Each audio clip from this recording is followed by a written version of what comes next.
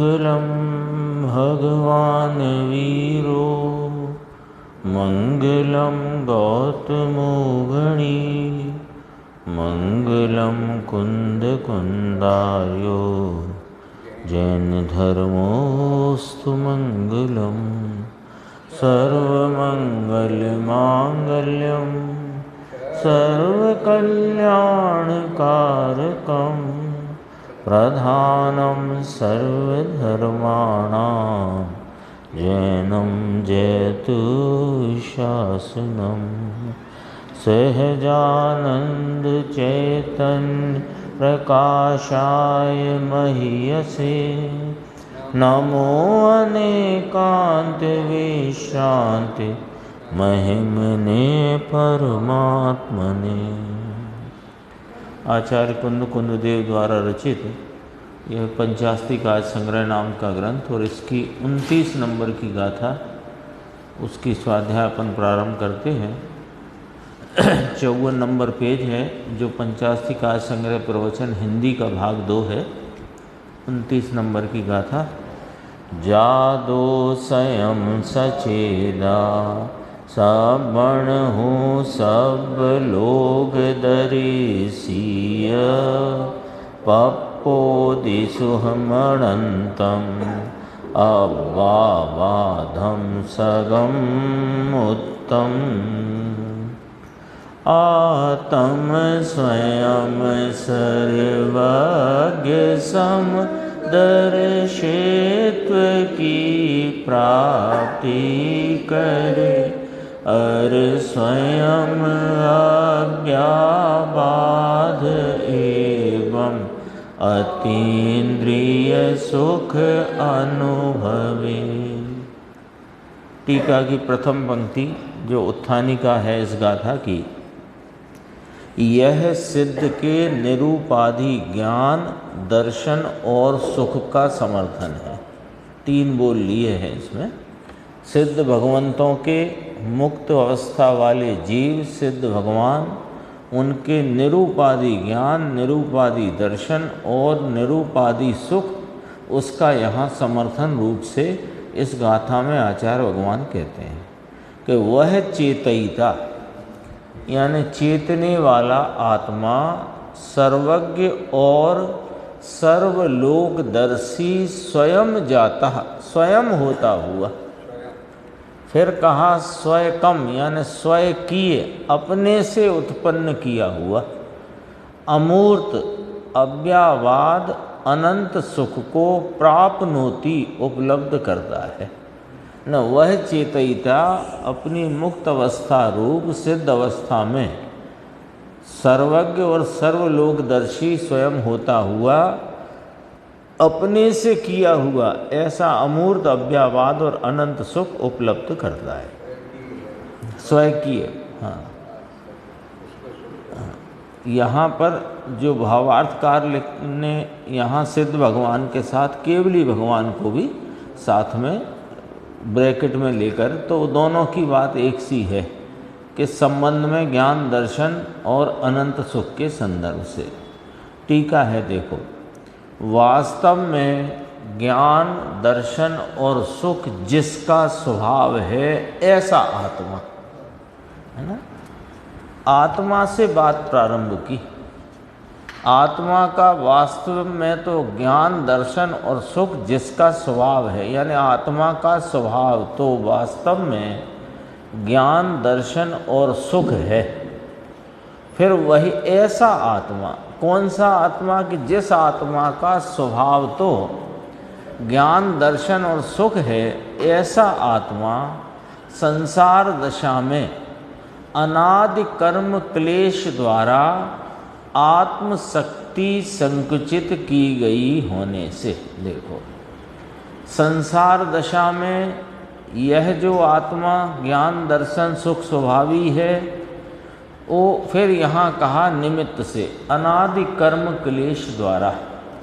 तो अनादि कर्म क्लेश, इसकी व्याख्या अपने सुबह परमात्म प्रकाश में आ गई कि स्वयं को भूलकर जो यह मोह राग देश रूप भावों से परिणमता हुआ, इसने जो कर्मों का उपार्जन किया उनसे यह संपर्क करता है। यहाँ संपर्क की व्याख्या है, संपर्क करता है, उनसे जुड़ता है, उनका लक्ष्य करता है, उनको विषय करता है। तो ऐसे में इसकी आत्मशक्ति संकुचित हो गई है। संसार दशा में ज्ञान दर्शन सुख स्वभावी आत्मा की अनादि कर्म क्लेश द्वारा, ये निमित्त से कहा है, आत्मशक्ति संकुचित की गई होने से पर द्रव्य के संपर्क द्वारा, इसमें कहा इंद्रियादि के संबंध द्वारा, इंद्रियादि का संबंध यानी पर द्रव्य जो विषय हैं वो भी पर द्रव्य का संपर्क है। कर्म का उदय जिनके निमित्त से पर द्रव्यों का संयोग है वो भी पर द्रव्य है, और उनको विषय करते हुए जो इंद्रियादि का आलम्बन है वो भी पर द्रव्य है। तो उन सब से संपर्क किया किसने? इस ज्ञान दर्शन स्वभावी आत्मा ने।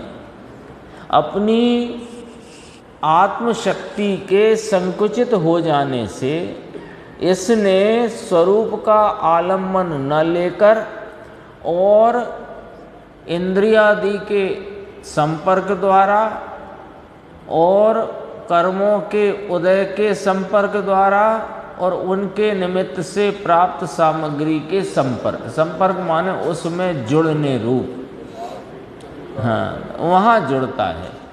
तीनों लिए पर द्रव्य के संपर्क द्वारा, इंद्रियादि के संबंध द्वारा क्रमशः कुछ कुछ जानता है और देखता है, तथा पराश्रित मूर्त यानी इंद्रियादि के साथ संबंध वाला सव्यावाद यानी बाधा सहित और शांत सुख यानी जो मिट जाता है, शांत, शांत माने मिट जाना, हाँ, शांत है सा सरोते वाला शांत है ना, शांत माने मिट जाता है। तो ऐसे सुख का अनुभव करता है। सिद्ध भगवंतों को तो जो सुख है वो सादी अनंत है और इसका शांत है, मिट जाता है, हाँ है नहीं, पर वो जो कुछ कल्पना करता है वो भी मिट जाती है। देखो अभी क्या कहा, थोड़ा ये समझना है, फिर इसके बाद तो बात सरल है।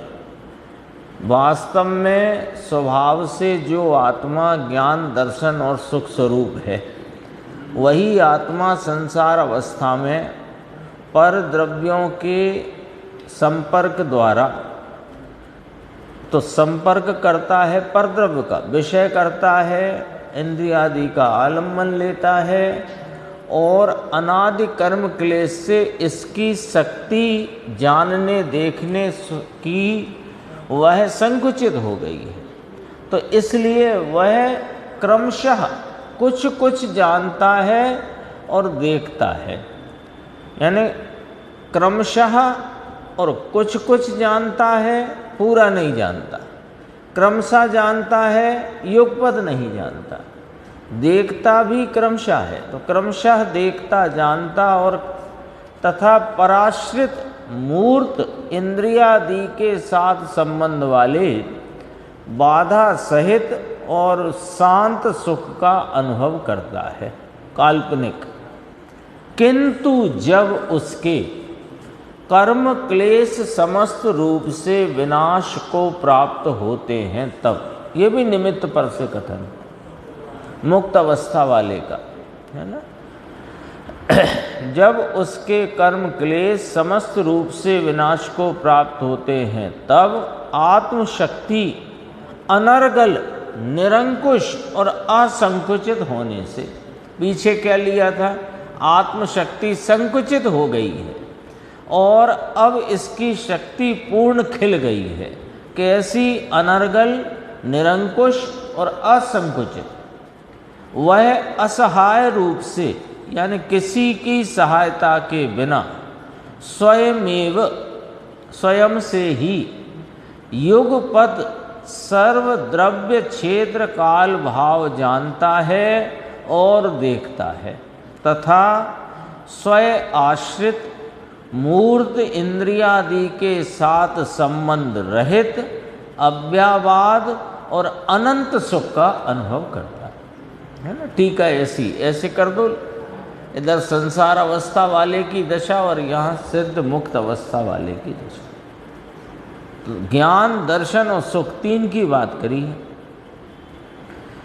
तो कहा अव्ययवाद और अनंत सुख का अनुभव करता है। इसलिए सब स्वयमेव जानने और देखने वाले तथा स्वकीय सुख का अनुभवन करने वाले सिद्ध को पर से कुछ भी प्रयोजन नहीं। उसमें परद्रव्य से संपर्क करता था। अब संपर्क करता था माने उनसे मिलता था नहीं, उनको विषय करता था, उनका संग करता था। अब संग करने का कोई प्रयोजन नहीं है। भावार्थ इसका बहुत अच्छा है। देखो, सिद्ध भगवान तो साथ में केवली भगवान ले लिया ब्रैकेट में लेकर। सिद्ध भगवान तथा केवली भगवान स्वयमेव सर्वज्ञत्वादि रूप से परिणमित होते हैं। सर्वज्ञ, सर्वदर्शी और अनंत सुखी सब ले लो, इसमें तीन बोल आए ना। तो सर्वज्ञत्वादि रूप से परिणमित होते हैं। उनके उस परिणमन में लेश मात्र भी इंद्रियादि पर का आलम्बन नहीं है। उनके जानने में, उनके देखने में, उनके सुख के अनुभवन में लेश मात्र भी इंद्रियादि पर वस्तुओं का किंचित भी आलम्बन नहीं है।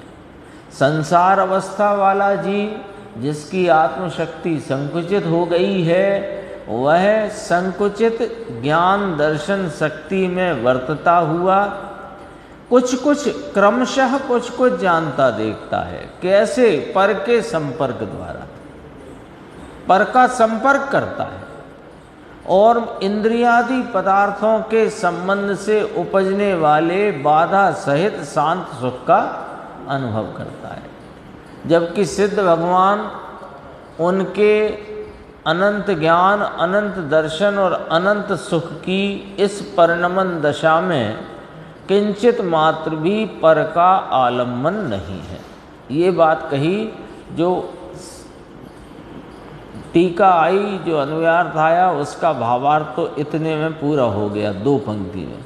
अब भावार्थकार और इसमें आगे कहते हैं, यहाँ कोई सर्वज्ञ का निषेध करने वाला जीव कहे कि सर्वज्ञ है ही नहीं क्योंकि देखने में नहीं आते।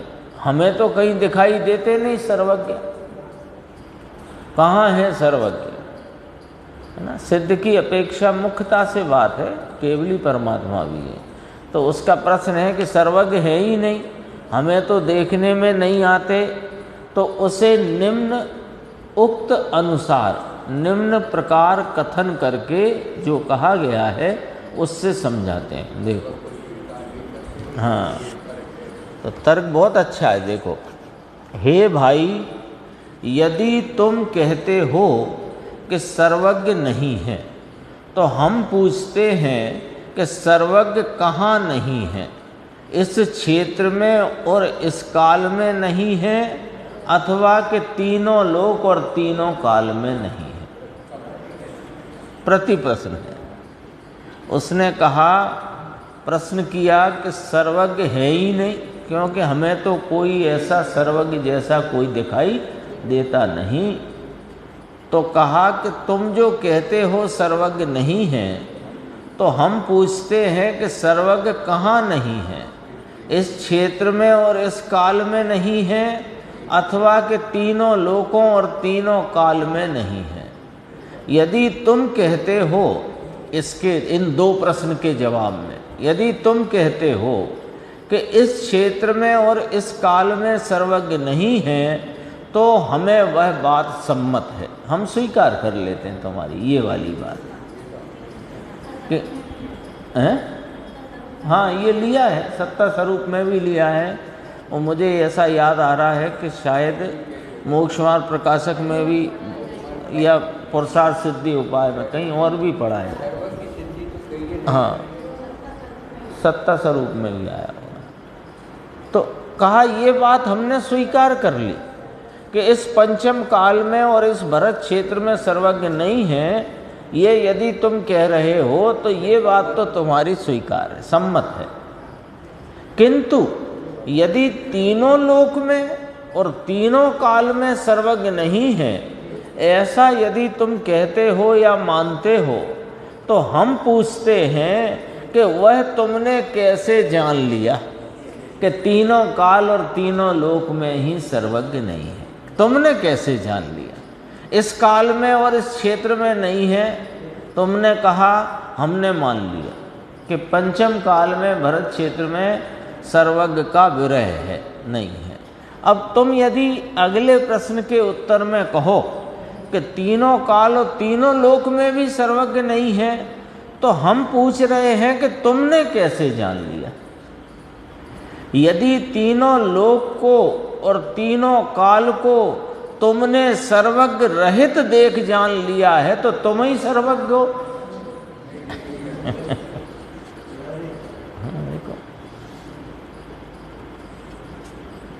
ये तो चर्चा आई है, किसी और ग्रंथ में भी आई है, उसमें से यहाँ भावार्थकार ने यहाँ प्रस्तुत करी।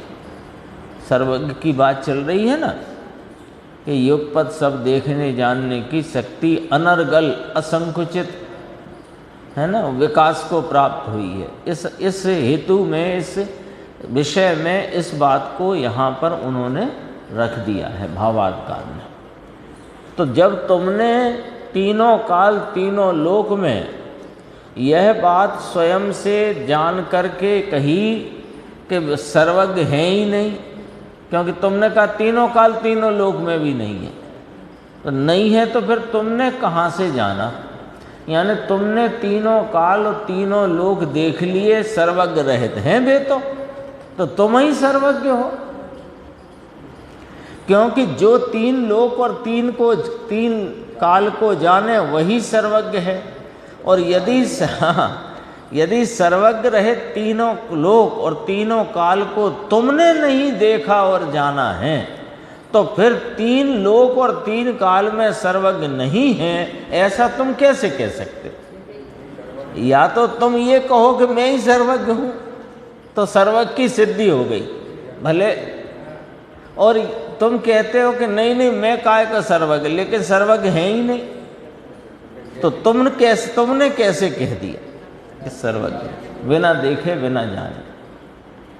इस प्रकार सिद्ध होता है कि तुम्हारा किया हुआ सर्वज्ञ का निषेध योग्य नहीं है। हे भाई, आत्मा एक पदार्थ है, ये बहुत गंभीर बात है। देखो ना, सर्वज्ञ की सिद्धि करना है ना, तो पहले तो वो न्याय रख कर के बात कही, अब जरा बात को और कहते हैं कि हे भाई, आत्मा एक पदार्थ है, ज्ञान उसका स्वभाव है, इसलिए उस ज्ञान का संपूर्ण विकास होने पर ऐसा कुछ नहीं रहता कि जो उस ज्ञान में अज्ञात रहे। ज्ञान है ना, ज्ञान आत्मा वस्तु है, ज्ञान उसका स्वभाव है।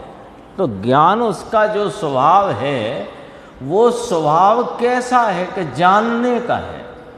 तो जानना जिसका स्वभाव है, तो जानने का स्वभाव का जब पूर्ण विकास रूप परिणमन होए, तो फिर जानने से कुछ ज्ञात होने से कुछ रह जाए, ऐसा कैसे हो?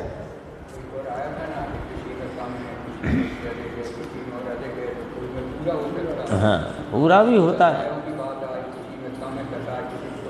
हाँ, तो देखो ये इसमें बहुत अच्छा एक अग्नि का उदाहरण दिया कि इसलिए उस ज्ञान का संपूर्ण विकास होने पर ऐसा कुछ रहेगा नहीं बाकी, रहता नहीं है बाकी, जो उस ज्ञान में अज्ञात रहे। जिस प्रकार परिपूर्ण उष्णता रूप परिणमित अग्नि समस्त दाह को जलाती है। किसे न जलाए? अग्नि हो तो जो कुछ भी दाह पदार्थ है वो जले जले और जले ही। ऐसे ही ज्ञान का परिपूर्ण विकास रूप भाव हो तो जितने गे भूत पदार्थ है वे जानने में आए और आए ही। तो सबको जानना यही सर्वज्ञ। उसी प्रकार परिपूर्ण ज्ञान रूप परिणमित आत्मा समस्त ज्ञेय को जानता है।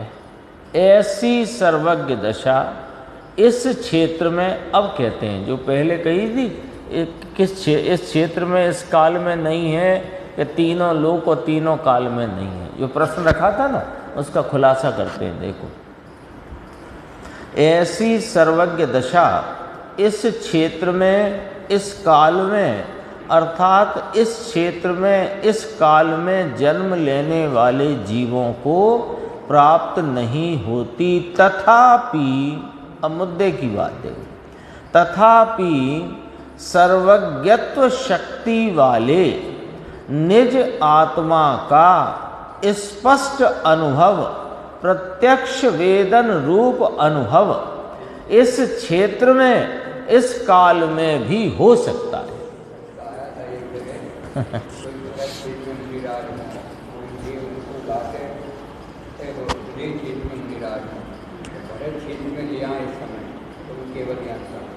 हाँ, वो तो उस जीव की योग्यता का, क्षेत्र और काल तो कोई बाधा नहीं, बस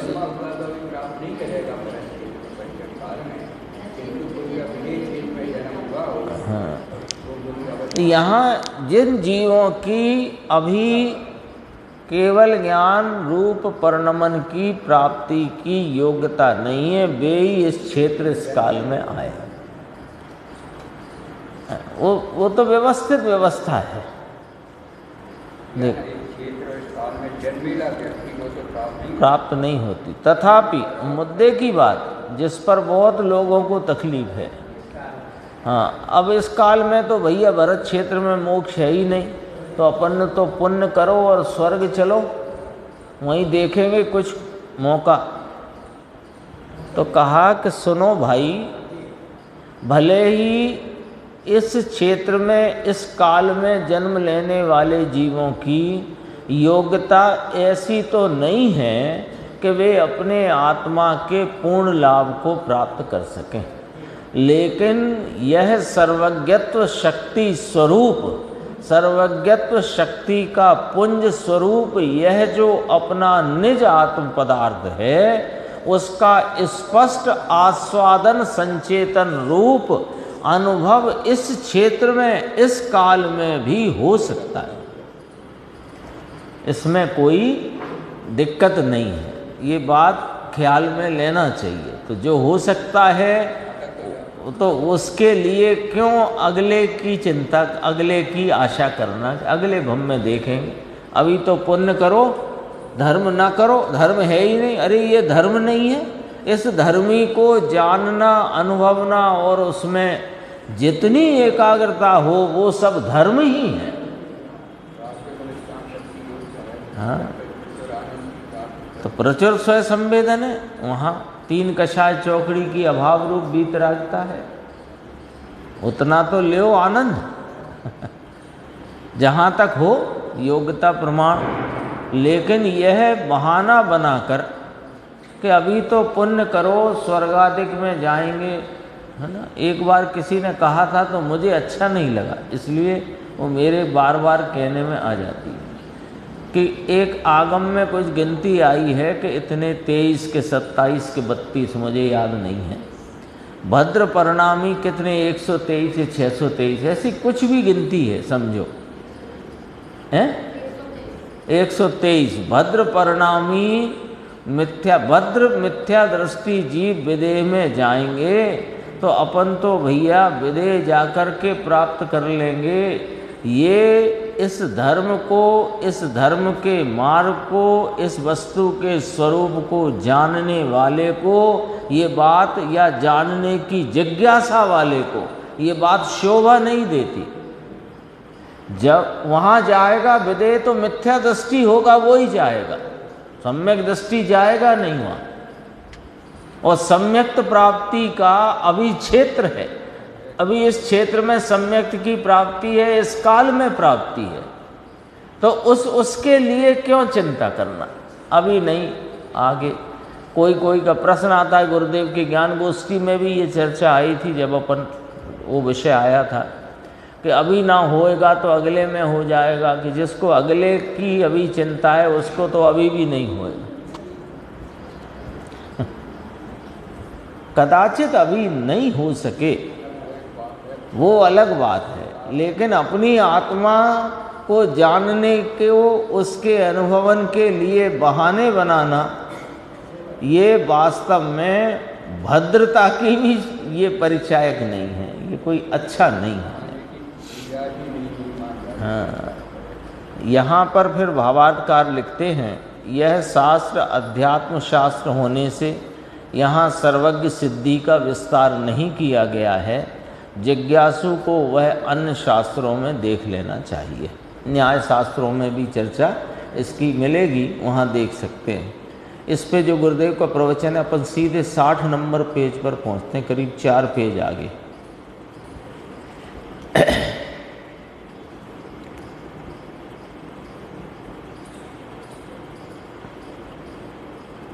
देखो यहीं से पढ़ते हैं, पर्याय अर्थात अवस्था, द्रव्य वह स्वभाववान, जैसे शक्कर वह स्वभाववान, मिठास वह स्वभाव और उसकी परिणति वर्तमान, पर्याय वह उसकी अवस्था। ले द्रव्य गुण पर्याय समझा दिया। द्रव्य कौन के स्वभाववान, जैसे शक्कर द्रव्य स्वभाववान, मिठास उसका स्वभाव और मिठास की परिणति वर्तमान, पर्याय वह उसकी शक्कर की अवस्था। ऐसे आत्मा द्रव्य स्वभाववान, ज्ञान दर्शन और सुख उसका स्वभाव, शक्ति और उसकी पर्याय में क्या है, अनादि का अभी वह अब कहते हैं।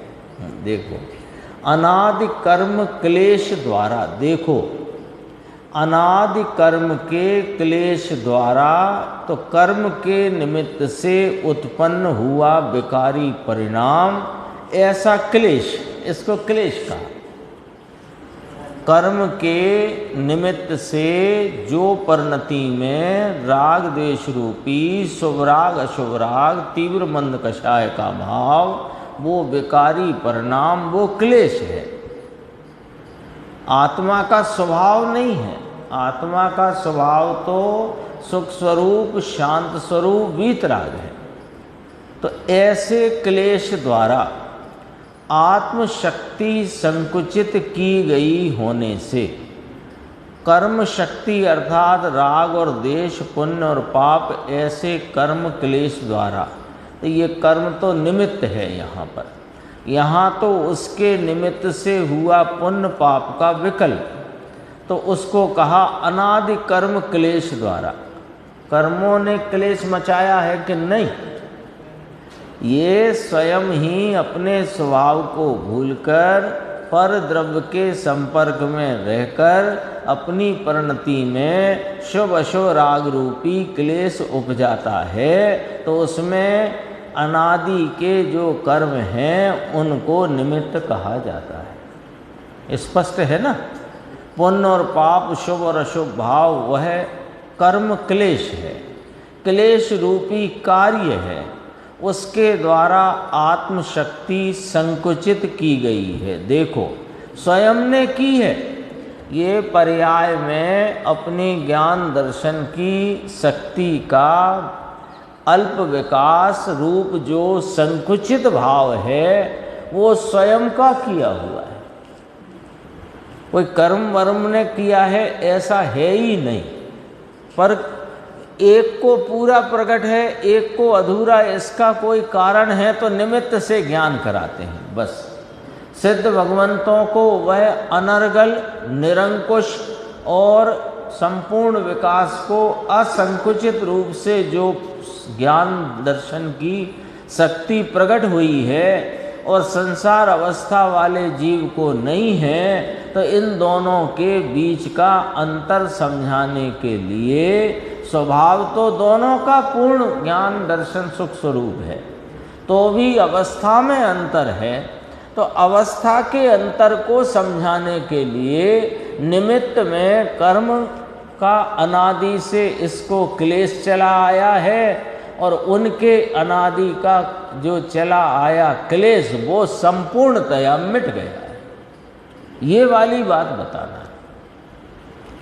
कर्म से होता है ऐसा नहीं, क्योंकि ये प्रश्न आता है, एक प्रश्न तर्क रखते हैं सामने से कि कर्म यदि विकार नहीं कराते तो फिर सिद्धों के विकार इसीलिए तो नहीं है कि उनके वहाँ कर्म नहीं है।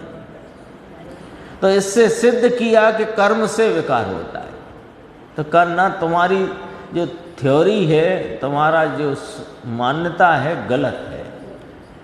वो उनकी स्वयं से ही अपने से वह ज्ञान दर्शन की शक्ति निरर्गल, असंकुचित, निरंकुश रूप से प्रकट हुई है, और संसार अवस्था वाले जीव की वह जानने देखने की शक्ति अल्प विकसित संकुचित स्वयं से हुई है। उसमें कर्म का निमित्त है, ऐसा कहकर दोनों अवस्थाओं के अंतर को बताया है।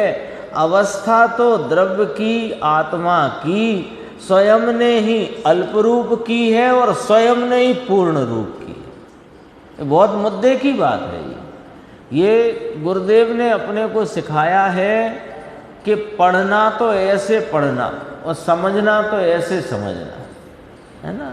लिखा तो ऐसा ही है। टीका जब आप पढ़ोगे और गुरुदेव वाला अपने पास यदि चश्मा नहीं होएगा तो आप और हम भी ऐसे ही पढ़ेंगे। देखो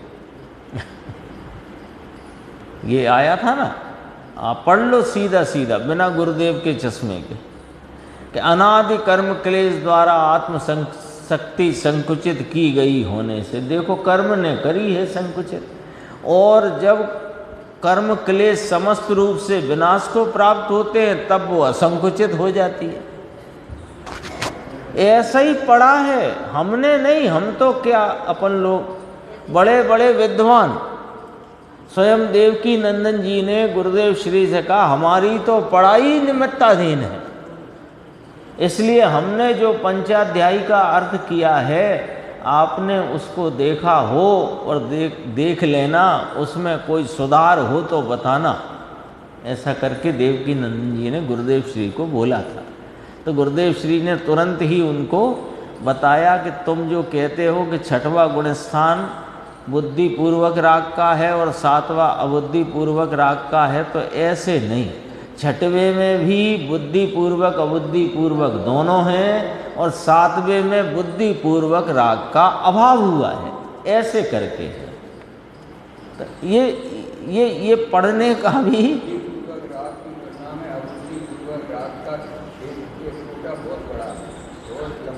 हाँ बहुत है, वो तो ख्याल में ही नहीं आता। लेकिन मलिनता का पुंज है वो चाहे अबुद्धि पूर्वक का हो चाहे बुद्धि पूर्वक का हो, मलिनता का पुंज है, और वस्तु पवित्रता का पुंज है। देखो स्वयं ने की है ऐसा कहते हैं। पुण्य और पाप का क्लेश, इसके द्वारा आत्मशक्ति पर्याय में संकुचित करने में आती है। पुण्य पाप शुभ अशुभ भाव मोह राग देश के परिणाम स्वयं ने किए, और स्वयं के उन परिणाम हुए, और जानने देखने की शक्ति संकुचित हुई है। तो स्वयं से अवस्था में कहा है ना, स्वभाव में नहीं। स्वभाव में तीनों काल कभी कोई संकोच होता ही नहीं, वो तो सदैव एक रूप परिपूर्ण स्वरूप से स्वभाव विद्यमान है और स्वभाववान विद्यमान। संसार दशा में आत्मशक्ति संकुचित की गई होने से, देखो गुरुदेव कहते हैं, टीका जोरदार टीका है। देखो ये सब टीका यहाँ संगमरमर में उत्कीर्ण होने वाली हैं। यह तो अमृत है, अमृत अकेली टीकाएं, टीकाओं में अमृत बहाया है अमृत चंद्राचार्य ने। अद्भुत है, परंतु अब थोड़ा अभ्यास करे, अंदर देखने जाए तो वहाँ कहाँ है ये शब्द।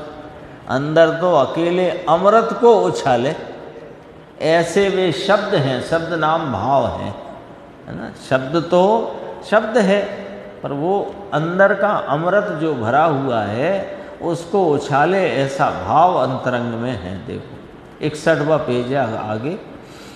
पर द्रव्य के संपर्क द्वारा, इंद्रियादि के संबंध द्वारा क्रमशः कुछ कुछ जानता है।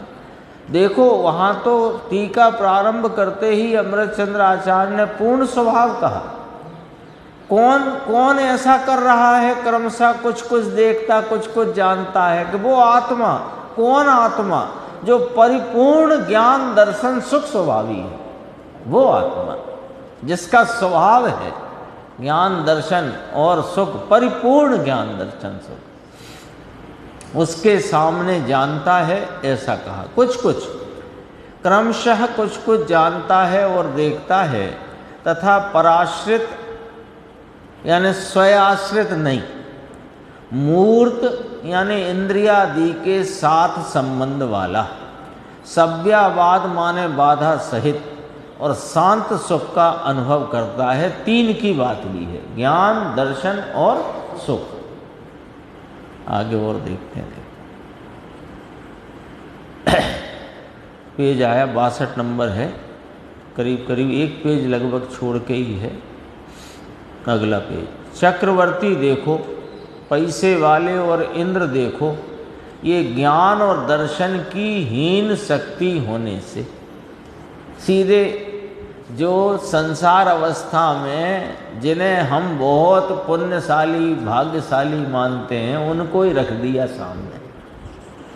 चक्रवर्ती और इंद्र, नरेंद्र और देवेंद्र दोनों ले लिए। पैसे वाले और इंद्र, ये ज्ञान और दर्शन की हीन शक्ति होने से, क्लेश में रुकने से, पुण्य पाप उसे पराधीन, ऐसा ही इंद्रिय की ओर का। कौन कौन पराधीन? वो जो कल्पना का सुख दुख का भाव, हर्ष शोक का जो राग देश का परिणाम, वो पराधीन भाव है। वो पराधीन इंद्रिय की ओर का माने इंद्रिय की तरफ के संबंध वाला अव्यावाद नहीं है, परंतु बाधा वाले ऐसे दुख रूपी सुख को अनुभव करता है। इंद्र और देवेंद्र, वो नरेंद्र और देवेंद्र, चक्रवर्ती और इंद्र।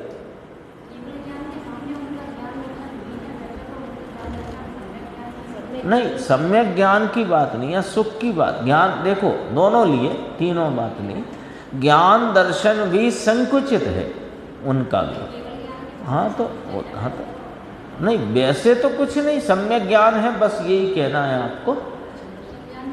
हाँ होए, पर सम्यक ज्ञान रूप परिणमन की बात है, वो बात यहाँ नहीं ली अभी। यहाँ दो बातें ली हैं। संसार अवस्था वाले जीव के ज्ञान दर्शन की आत्मशक्ति संकुचित है, और सिद्ध भगवंतों की पूर्णता को प्राप्त अवस्था में वर्तते ऐसे आत्माओं की शक्ति निरलगल, हाँ, और असंकुचित और निरंकुश ऐसी विकसित हो गई। ये पॉइंट लेना है। तो इसीलिए तो उन्होंने इनको याद किया। भले वे सम्यक ज्ञानी हैं, सम्यक ज्ञान है तो श्रद्धा तो पक्की सिद्धों जैसी, लेकिन अभी राग की मलिनता, पुण्य पाप का परिणाम, पर द्रव्यों में आसक्ति का भाव, इसलिए पराधीन इंद्रिय सुख, इंद्रिय की तरफ के संबंध वाले पराधीन पराश्रित दुख रूपी सुख को अनुभव करते हैं, जो बाधा रूप है, वो अव्यावाद नहीं है।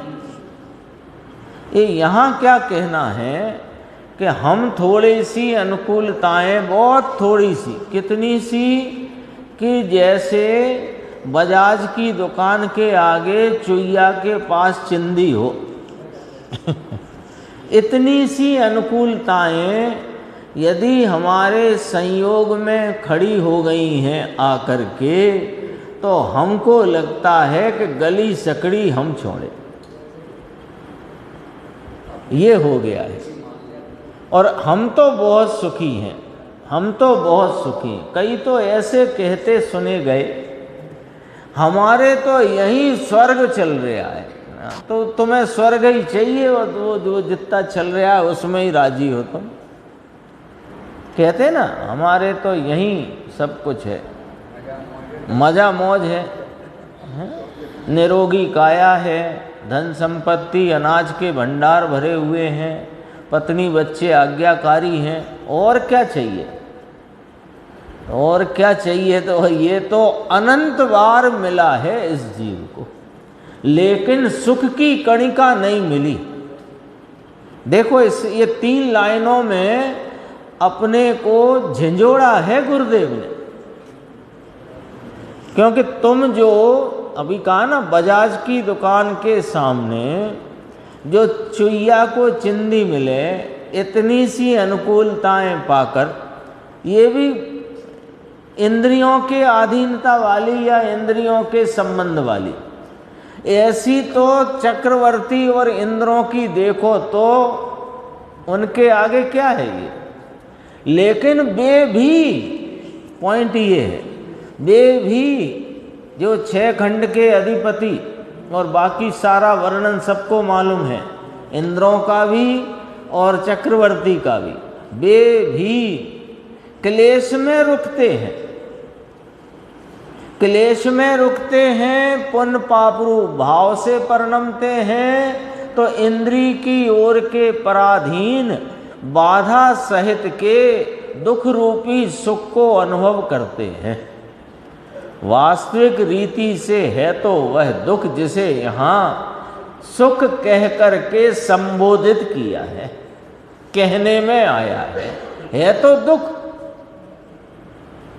यदि वो सुख है तो फिर तुम विषय क्यों बदलते हो?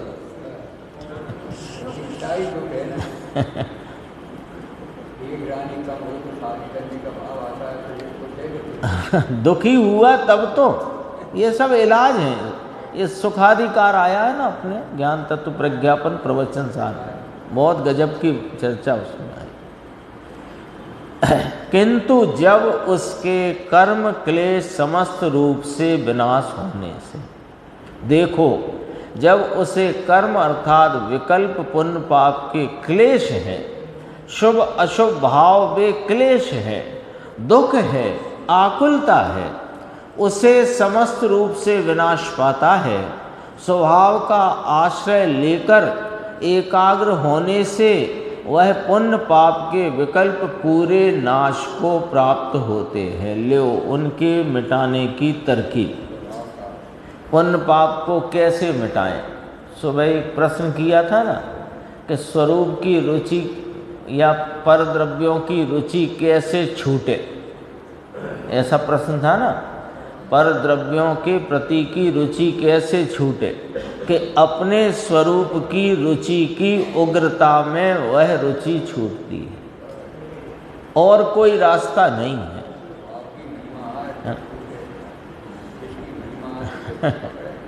बच्चे के हाथ में शक्कर का वो खिलौना आता है ना, वो हो तो नहीं छोड़ेगा, लेकिन सामने अच्छी उसको कोई मिठाई हो तो छोड़ देगा।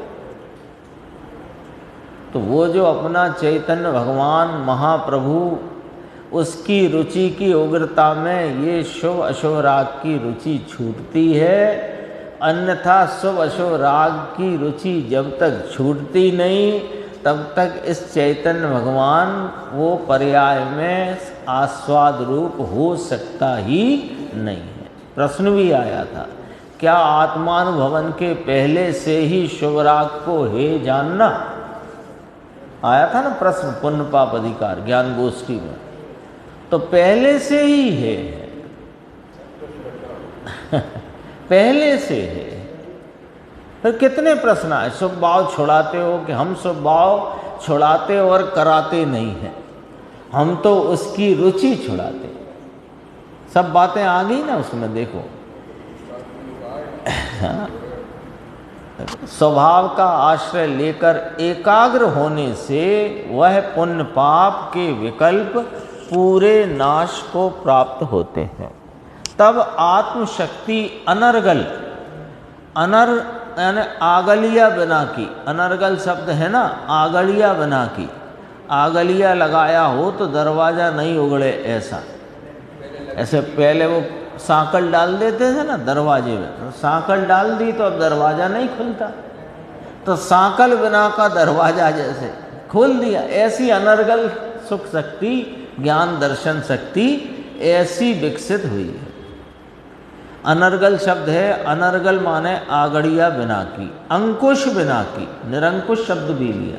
फिर असंकुचित होने से, है ना, लिया इसमें कि राग और द्वेष के परिणाम नाश होने से वीतरागी आत्मा के स्वभाव का शरण लेकर अंतर की नाम अंतरंग स्वभाव की पर्याय परिपूर्ण प्रकट हुई। कैसी? निरंकुश, जिस पर कोई अंकुश नहीं, सिर पर हाथी के लगाते ना अंकुश, ऐसा कोई अंकुश नहीं, ऐसी शांति अंदर से प्रकट हुई और असंकुचित, पूरी प्रकट, संकोच जरा भी नहीं, संकोच नहीं होता। साधु हाल लेने जाए तो कहे तुमको संकोच नहीं होता ना, 2-4 रोटी दो, ये सब चलता था, उसकी चर्चा नीचे आते हैं। यहाँ कहते हैं असंकुचित, भगवान आत्मा ज्ञान दर्शन और आनंद से भरपूर। किसका? सिद्धों का कि सबका? सबका, मेरा आपका, जितने जगत में जीव हैं सब चैतन्य भगवान, उनका आत्मा ज्ञान दर्शन आनंद से भरपूर, चकाचक। उसमें जहाँ एकाग्र हुआ वहाँ यह कर्म क्लेश और पुण्य पाप की आकुलता का नाश हुआ, और निरंकुश और असंकुचित होने से वह असहाय रूप से, यानी किसी की सहायता के बिना, उसमें बाधा थी ना सव्यावाद, इंद्रिय के संबंध वाला, इंद्रिय मूर्त के संबंध वाला, इंद्रिय सहित का होता है ना, इसको भी जरा समझना, इंद्रिय सहित का या मूर्त पदार्थों के संबंध वाला। ये जो कहा ना कि जैसे कोई के ये चक्षु की ज्योति चली जाए, आँखों की रोशनी चली गई, तो उसको इस बात का दुख रहता है कि मैं देखने का सुख नहीं भोग सकता। कान की शक्ति क्षीण हो जाए सुनने की, तो मैं सुनने का सुख नहीं भोग। अरे तुम पहले उसे सुख मान के बैठे हो, गलती यहाँ से। कभी रसना में कोई ऐसी रोग आदि हो जाए, वस्तु का स्वाद नहीं आता हो, तो परेशान, मैं वस्तु के स्वाद का सुख नहीं ले सकता। तो ये बाधा वाला मूल रूप से दुख है। जैसे सुख कहने की जगत में परंपरा लोक में है, वह मूर्त पदार्थों के, इंद्रियों के संपर्क वाला है। और सिद्ध भगवंत का सुख जो है वो स्वयं आश्रित है, किसी के संपर्क संबंध बिना का है, अंतर से स्वकीय, स्वयमेव।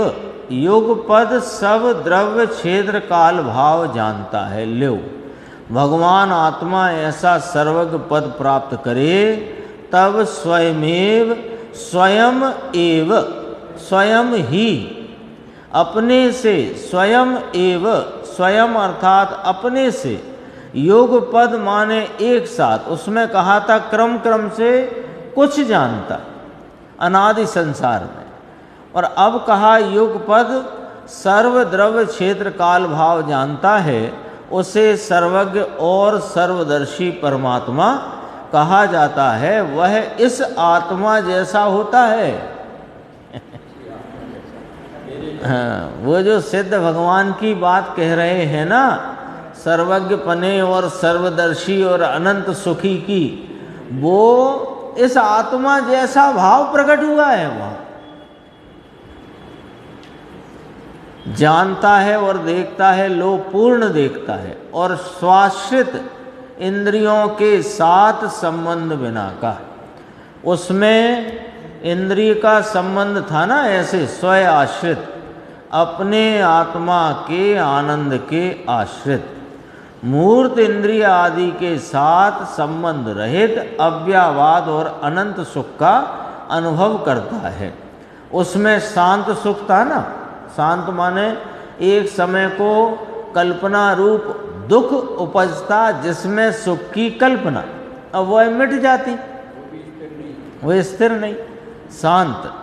एक एक सामने आए, शब्द है अनंत सुख। श्रीमद् में आता है, अनंत दर्शन ज्ञान अनंत सहित जो समाधि सुख में, उसमें आता ना साधि अनंत अनाद अनंत समाधि सुख में, अनंत दर्शन ज्ञान अनंत सहित जो अपूर्व अवसर ऐसा किस दिन आएगा। श्रीमद् का है, साधि अनंत समाधि सुख सिद्ध पद, अपने स्वभाव में वह सिद्ध पद, वह पर्याय शक्ति रूप से अभी विद्यमान है। विश्वास करना है, विश्वास नहीं आता तो विश्वास नहीं आता तो सुख की खोज में ये उपयोग इधर उधर घूमता है। उसका अनुभव करके, स्थिरता करके प्रकट किया है। जब से प्रकट हुआ ये तो मिट जाता है, वह तो जब से प्रकट हुआ वह अनंत काल रहेगा। वह सुखी तो भैया सिद्ध को कहा जाता है, बाकी सब दुखी हैं अथवा धर्मी थोड़े सुखी हैं। पूर्ण सुखी तो सिद्ध भगवंत को कहा जाता है। समझ में आया? यहाँ तक की चर्चा थी। थोड़ी चर्चा वो जो भावार्थ की भी गुरुदेव ने ली है, हालांकि वो बहुत सीधी चर्चा थी तो गुरुदेव ने उसको पढ़ा ही है, अपन ने भी पढ़ लिया।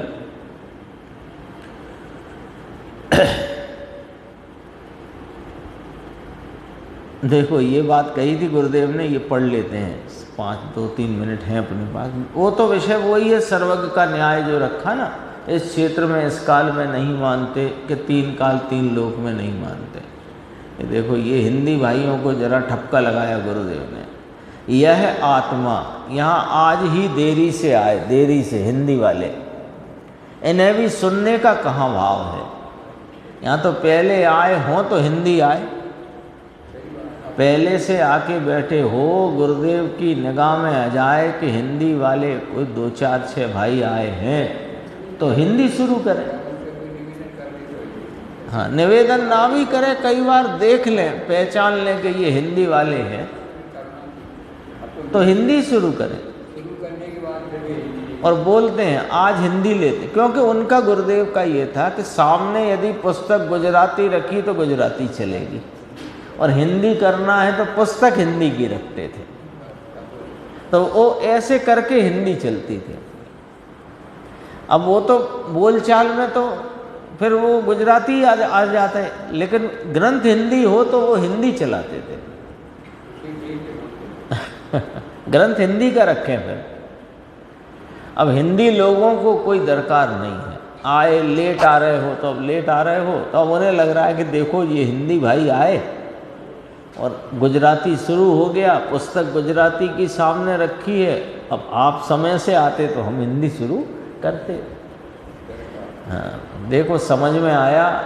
इसलिए यह आत्मा सर्वज्ञ और सर्वदर्शी होने के योग्य है, वह अनुभव में आ सकता है। ये जो बात भावार्थ में ली थी ना पीछे, क्योंकि कहीं रुक जाएगा तो सर्वज्ञ नहीं हो सकता।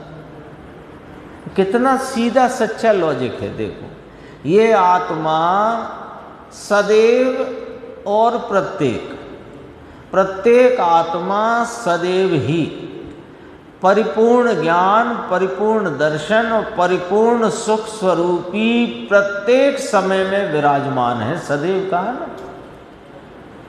लेकिन यह कहीं रुक जाएगा तो सर्वज्ञ नहीं हो सकता, और रुके बिना अपने स्वभाव में लग जाएगा वो सर्वज्ञ हो जाएगा। एकदम सीधा लॉजिक है, न्याय समझ में आया ना, सीधा लॉजिक कि स्वभाव से तो प्रत्येक आत्मा सर्वकाल सदैव ही वह परिपूर्ण ज्ञान, परिपूर्ण दर्शन, परिपूर्ण सुख, वीतराग स्वभावी ही है।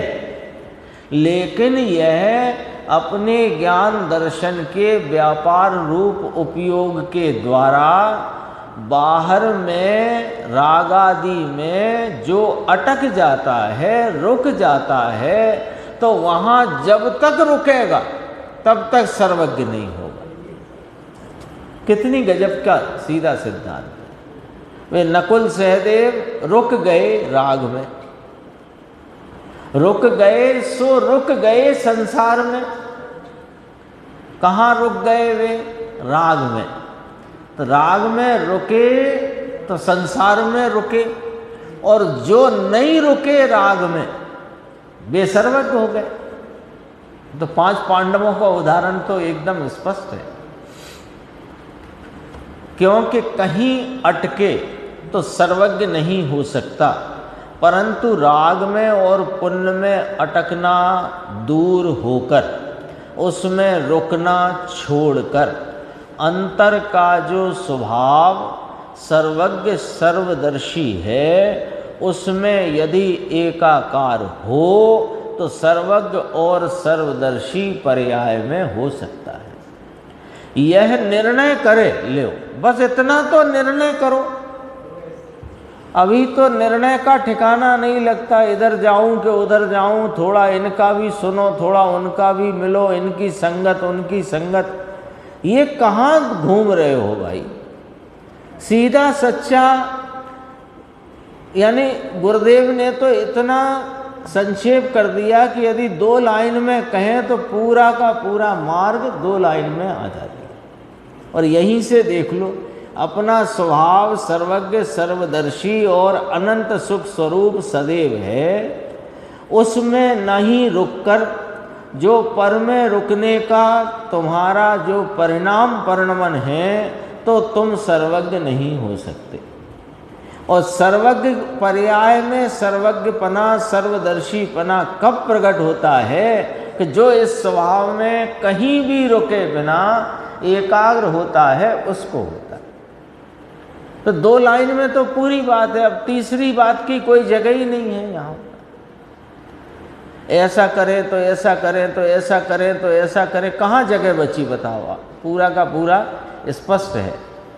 यह निर्णय करे तब तो इसे अंदर पर्याय बुद्धि टल जाए। समझ में आया? ये चर्चा थी, और इसके बाद 30वीं गाथा की चर्चा अपन आगे की स्वाध्याय में।